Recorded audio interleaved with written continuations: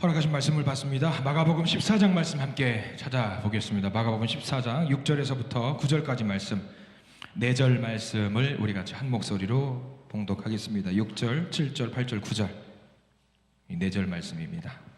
신약성서 79쪽에 있습니다. 신약성서 79쪽.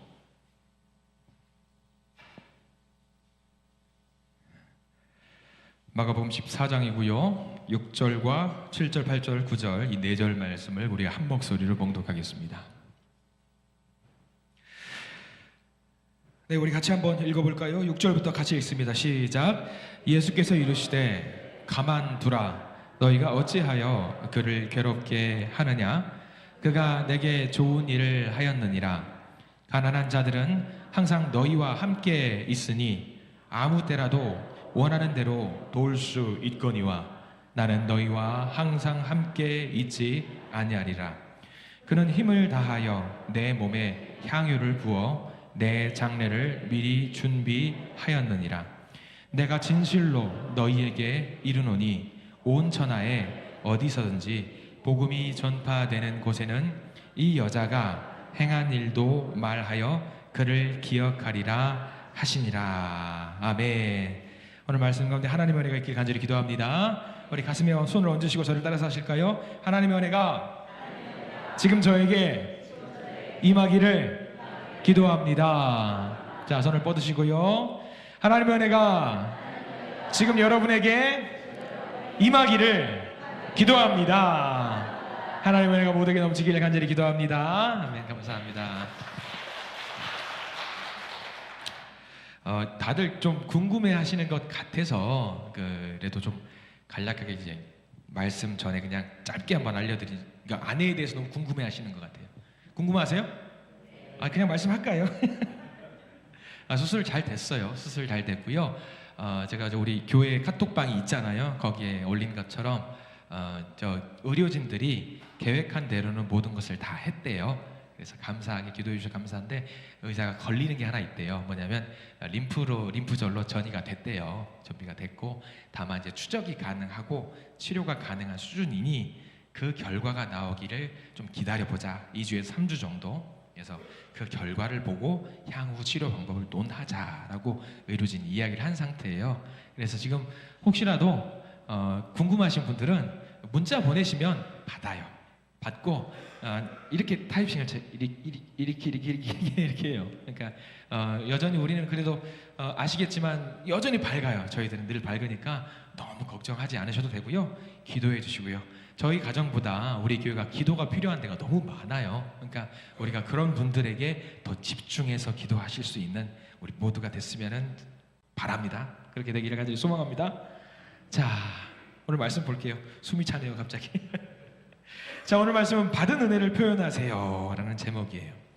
자, 어느 대학 교수님이 40일 금식 기도를 하셨다고요. 우리 성도님 중에 40일 금식 기도 해보신 분들 계시죠? 네. 해보신 분들 저하고 윙크 한번 해주세요. 아무도 안 하셨어요? 배고픈 거 정말 힘들어요. 근데 40일 금식 기도를 하셨대요. 근데 금식 기도를 마치는 날 너무 기특해서 하나님께서 그 집사님을 찾아오셨답니다. 하나님께서 말씀하셔요. 40일 금식 기도를 했으니까 내가 너 기특해서 소원 하나를 들어줄게. 뭘 줄까? 돈 줄까? 지혜를 줄까? 권력을 줄까? 명예를 줄까? 여러분들 어떤 걸 받고 싶으세요? 어떤 거 받고 싶으세요? 그냥 한번 속으로 한번 생각해 보세요. 나는 돈이 필요해요. 제가 그제 돌잔치를 갔었어요. 엄마 아빠들이 자녀들이 집어야 될 것 1번을 뭘 집기를 원하셔요? 똑같잖아요, 여러분들. 돈 집기를 원하시잖아요. 여러 가지 있는데 그 위에다 5만 원짜리 20권이 쌓아놓고 다른 것도 골라봐. 5만 원 20권이 쌓아놓으니까 이제 아이가 집을 게 베는 게 뭐밖에 없어요. 베는 게 돈밖에 없어요. 예. 그래서 그 이제 교수님이니까 뭘 달라고 했을 것 같아요? 지혜를 달라고 했대요. 아름다운 기도의 제목 솔로몬처럼 지혜로 충만해졌다 그래요. 지혜로 충만해지고 나서 잠시 뒤에 그 집사님이 중얼거렸어요. 뭐라고 중얼거렸냐면 돈 달라고 하는 건데 재물은 적당해야 되는 것 같아요. 재물은 적당히 있어야 되는 것 같고요. 부족해도 좋지 않습니다. 그렇다고 너무 많아도 이게는 좀 좋지 않은 것 같아요. 교만해지는 복이 이게 복이 아니에요. 저주입니다. 자, 우리 재물에 대한 이야기가 성경에 굉장히 많이 나와요. 오늘은 특별히 이 재물과 관련된 성경 말씀 두 가지를 좀 보려고 그래요. 오늘은 우리가 마가복음 말씀만 보았는데 안 찾아봐도 되는 이야기 하나를 같이 보려고 합니다. 구약 성경에 보면은요, 열왕기상 3장에 누구 이야기가 나오냐면 솔로몬 이야기가 나와요. 솔로몬이 어떤 이야기를 하나님께 무슨 제사를 드려 몇 번 드렸다 3,000번의 제사를 드린 거 여러분 아시죠?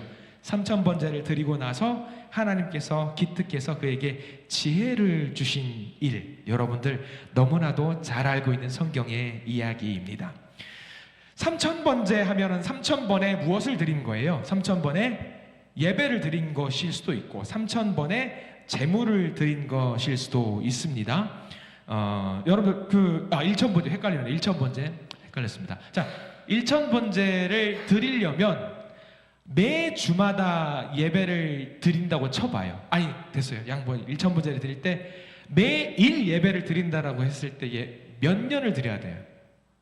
적어도 우리가 이제 2년하고도 넘게 거의 뭐 3년 가까이 3년에 가까운 시간을 매일 예배를 드려야 합니다. 1,000번제. 그러면 이게 쉬운 일일까요? 어려운 일일까요? 이거 굉장히 어려운 일입니다. 근데 이게 매일 3,000번을 매일 1,000번을 해가지고 3년 동안 한 건지 한 번에 1,000번제를 드린 건지는 성경에는 나와 있지 않아요. 매일 한 번씩 해서 1,000번제를 매일 예배를 드렸다라고 해도 대단하고 하루에 모아가지고 3,000번의 예물을 동일한 예물을 올려드렸다. 이때 당시 예배는 뭐예요? 그 동물을 잡아서 예배를 그 제물로 올려드리는 게 한 번에 이게 예배 제물을 올려드리는 거예요. 그러면 1,000번의 예배를 제물로 올려드렸을 때에 몇 마리의 뭐 소가 있어야 되는 거예요. 한 방에 1,000마리의 소를 잡는 거예요. 왕이 아무리 돈이 많이 있다라고 해도 그 지역에서 1,000마리의 소를 한꺼번에 잡는 거는 거의 불가능에 가까운 일입니다. 엄청 하나님께서 이 모습을 보고 대단하게 감동을 받으셨죠. 감동을 받으셨고요. 그래서 얻은 것 지혜를 얻을 수 있었습니다. 굉장한 선물을 받은 거예요. 근데 우리가 이 솔로몬의 이야기를 통해서 어떤 것에만 집중을 하냐면 1,000번의 예배를 드렸다, 1,000번의 제물을 드렸다라는 것에는 일단 뒤로 제껴놓고 뭘 받았다라는 것만 생각하냐면 지혜를 선물로 받았다라는 것만 우리가 기억을 할 때가 많이 있어요. 우리는 그것을 생각해야 돼요. 왜 솔로몬이 1,000번제를 드려야 했을까? 어떤 마음으로 드렸을까? 그것을 생각을 안 할 때가 많아요.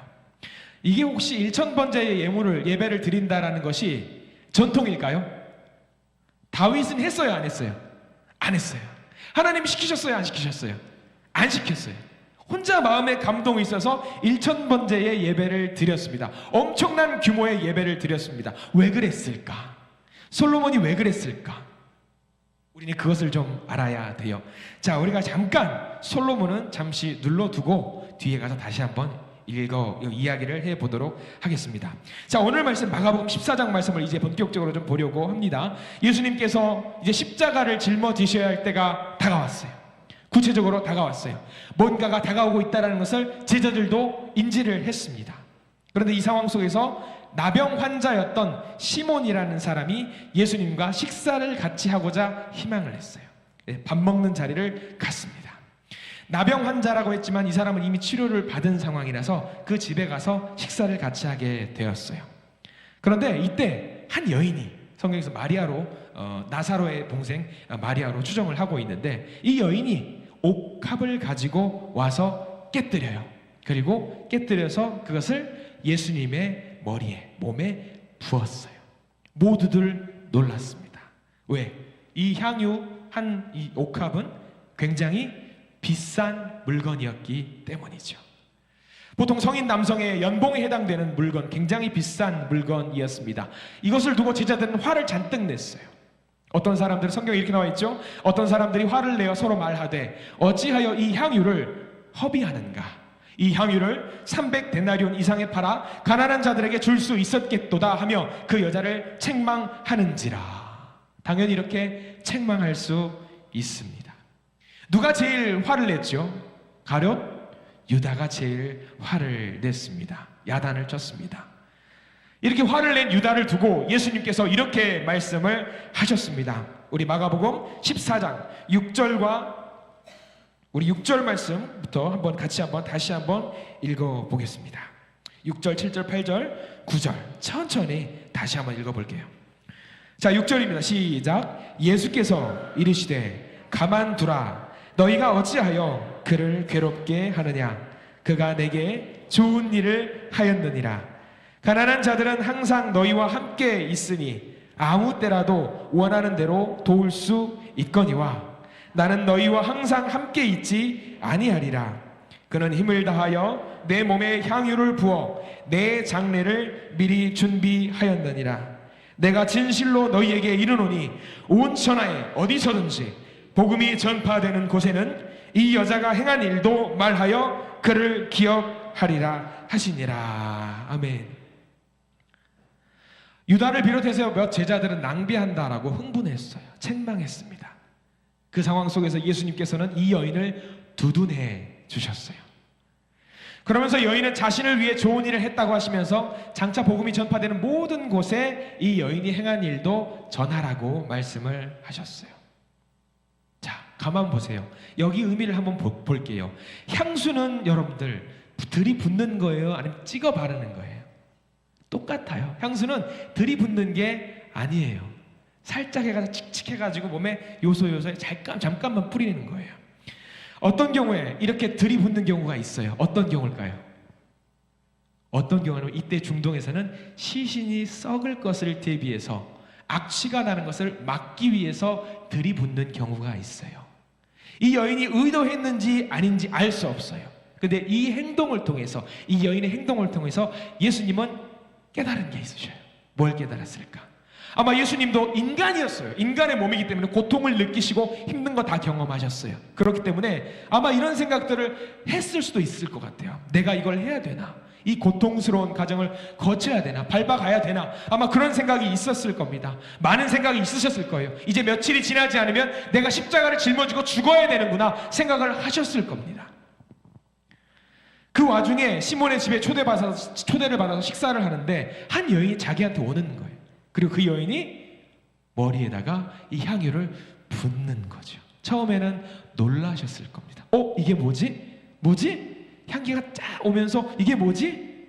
아마 유다처럼 비슷한 생각을 하셨을 수도 있어요. 이거 팔아다가 가난한 사람들 도우면 얼마나 좋을까 생각을 하셨을 수도 있었을 것입니다. 그런데 그 생각 너머로 예수님은 이 여인의 행동으로 인해서 큰 위로와 기쁨을 누릴 수가 있게 되었습니다. 예수님은 생각하셨어요. 하나님께서 이 여인을 사용하셔서 나의 장례를 준비하고 계시는구나. 이 여인의 행동이 예수님에게는 큰 위로와 희망이 되었어요. 예수님께도 용기를 줄 수 있는 그런 계기가 되었고요. 이 행위로 말미암아서 예수님은 그 다음날 바로 십자가의 길을 갈 수 있도록 준비를 하셨습니다. 이 여인이 중요한 것은 무엇이냐면 이 여인은 자신이 할 수 있는 최선의 표현을 예수님에게 했다라는 겁니다. 이 표현으로 인해서 예수님은 감동을 받으셨고 하나님이 주신 사명을 다시 한번 생각할 수 있게 되었습니다. 이 여인의 헌신과 이 여인의 수고로 예수님은 힘을 얻을 수 있었던 것입니다.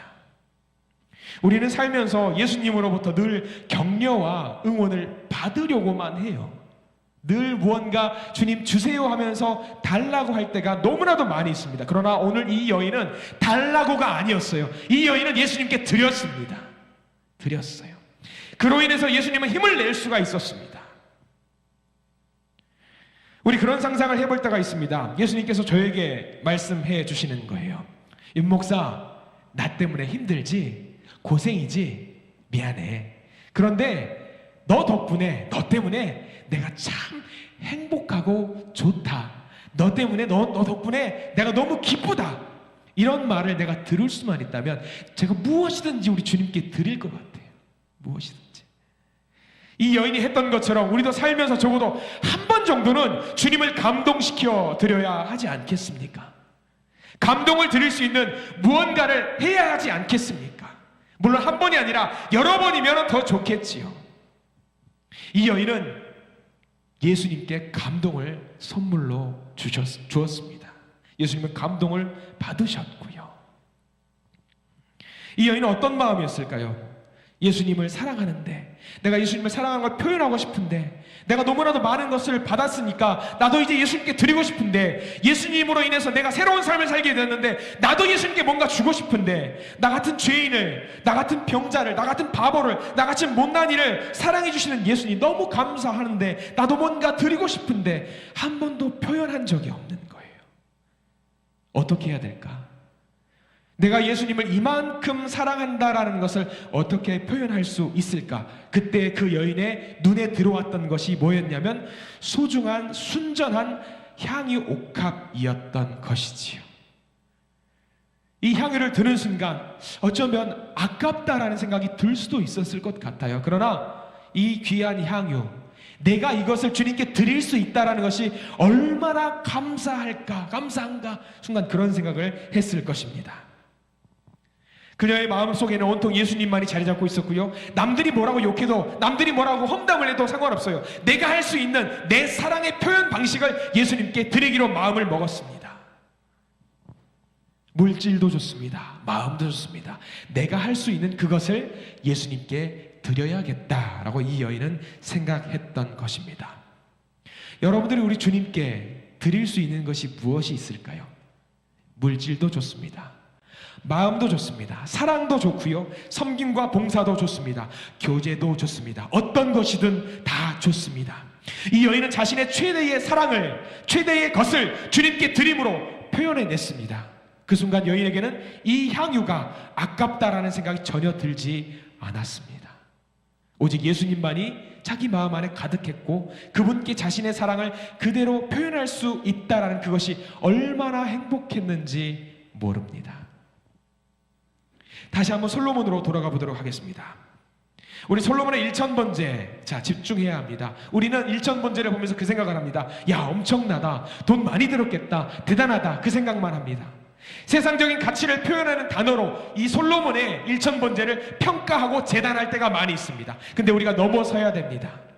솔로몬의 1000번제 진실, 향유 옥합을 주님께 드렸던 이 여인과 같은 맥락입니다. 솔로몬이 받은 게 너무 많아요. 말도 안 되는 상황 속에서 자기가 왕이 되었기 때문에 그것을 표현하고 싶어요. 뭔가 주님 앞에 드리고 싶어요. 표현하고 싶어서 자기가 할 수 있는 최선의 것을 한 것입니다.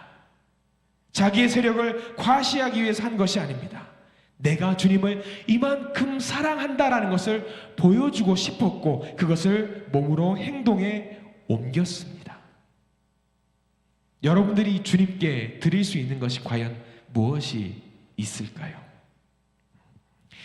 저는 오늘 이 오후 예배를 드리면서 한 가지를 조금 집중을 했습니다. 원래 우리 교회력에 따르면은요, 저기 우리 오후 예배 주보를 보시면 주일 오후 예배 해가지고 밑에 글자가 하나 더 적혀 있어요. 혹시 아시는 분들 계시는지 모르겠습니다. 뭐라고 적혀 있냐면 베다니 집을 위한 헌신 예배라고 적어뒀습니다. 우리 교회 교단에서 매해마다 이맘때에 베다니 집을 위한 헌신 예배라는 것을, 베다니 집을 위한 예배라는 것을 드립니다.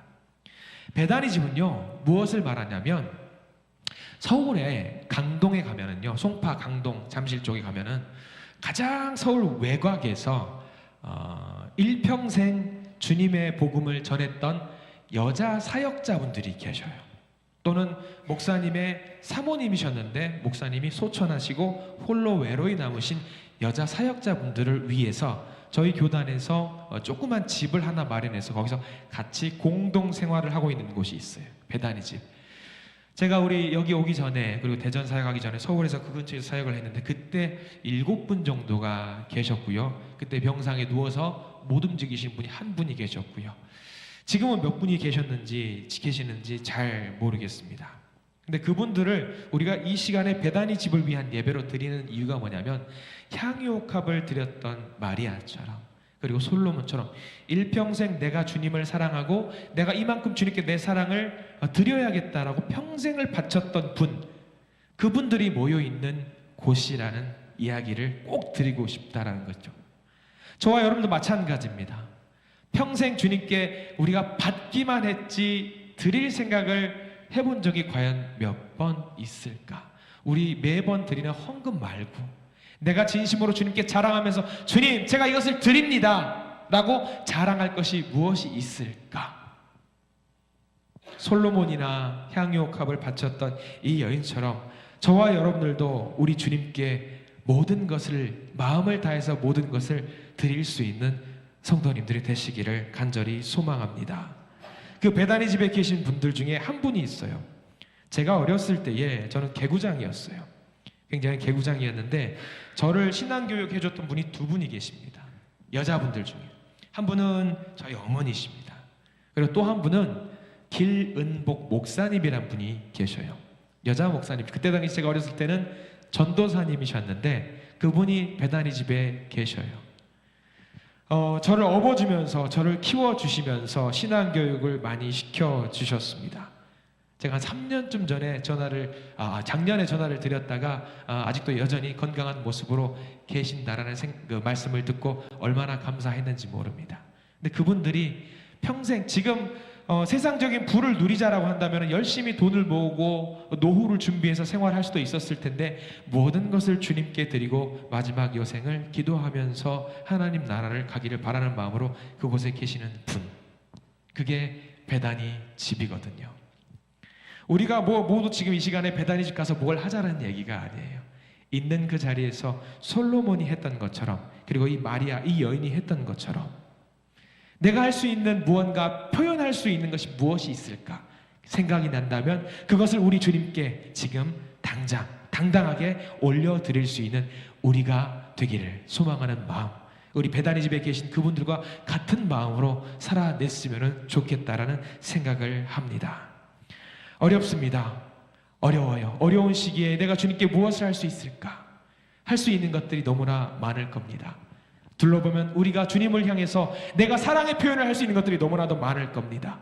우리 교회 성도님들을 위해서, 그리고 이웃들을 위해서, 그리고 이 지역사회를 위해서 하나님의 복음을 전하기 위한 그 일들을 감당하는 저와 여러분들이 되시기를 간절히 소망합니다. 이 표현 절대로 막지 마십시오. 드러내놓고 주님 사랑합니다 고백할 수 있는 저와 여러분들이 되시기를 소망합니다.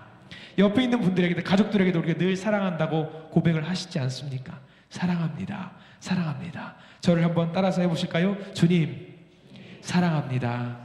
주님 사랑합니다. 가슴에 손을 얹고 다시 한번 주님 진짜 사랑합니다. 이 표현을 삶 속에서 늘 해내시기를 바랍니다. 그리고 마음만 갖지 마시고 직접 행동으로 옮기시는 그 사랑의 표현도 늘 주님께 올려드리시기를 바랍니다. 올려드릴 때 주님이 기뻐 받으시고 참 착하다 내 아들아 내 딸아 너의 사랑을 너가 표현하는 그 사랑을 내가 받을게.